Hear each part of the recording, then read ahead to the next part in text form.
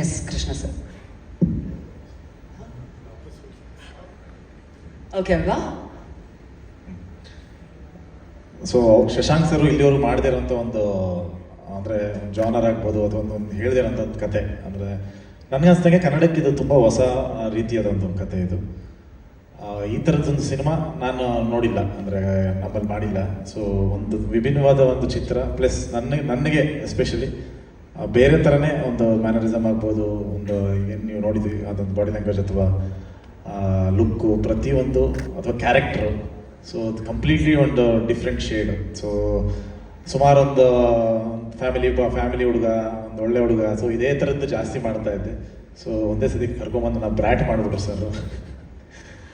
ಅಂದರೆ ಕಂಪ್ಲೀಟ್ ನಾನಲ್ಲ, ಸೊ ಆ ಥರದೊಂದು ಪಾತ್ರ. ಆ್ಯಂಡ್ ತುಂಬ ಅದ್ಭುತವಾಗಿ ಬಂದಿದೆ. ಆಲ್ಮೋಸ್ಟ್ ಒಂದು 80-90% ಶೂಟಿಂಗ್ ಆಗೋಗಿದೆ, 90% ಮೇಲೆ ಆಗೋಗಿದೆ ಶೂಟಿಂಗ್. ಸೊ ತುಂಬ ಅದ್ಭುತವಾಗಿ ಬಂದಿದೆ. ನನಗೆ ತುಂಬ ಒಂದು ಎಕ್ಸೈಟ್ಮೆಂಟ್ ಈ ಸಿನಿಮಾದಲ್ಲಿದೆ. ಡೆಫಿನೆಟ್ಲಿ ಯಾಕೆಂದರೆ ಕೌಸಲ್ಯ ಸಿನಿಮಾದ ಪ್ರೆಸ್ ಮೀಟಲ್ಲಿ ಹೇಳಿದ್ದೆ, ಡೆಫಿನೆಟ್ಲಿ ಇದೊಂದು ತುಂಬ ವರ್ಷಗಳ ತನಕ ಉಳ್ಕೊಳ್ಳೋಂಥ ಚಿತ್ರ ಅಂತ.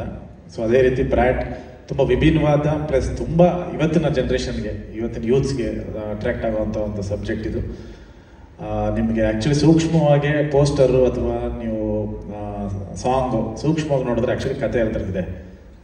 ಸೊ ಅದನ್ನು ಅಬ್ಸರ್ವ್ ಮಾಡ್ಬೋದು. ಅಲ್ಲಿ ಏನೇನು ನಮ್ಮ ಸಿನಿಮಾದಲ್ಲಿ ಹೇಳಕ್ಕೆ ಹೊರಟಿದ್ದೀವಿ ಎಲ್ಲ ಅಂಶಗಳು ಇದರಲ್ಲಿ ಇನ್ಕ್ಲೂಡ್ ಮಾಡಿದ್ದಾರೆ.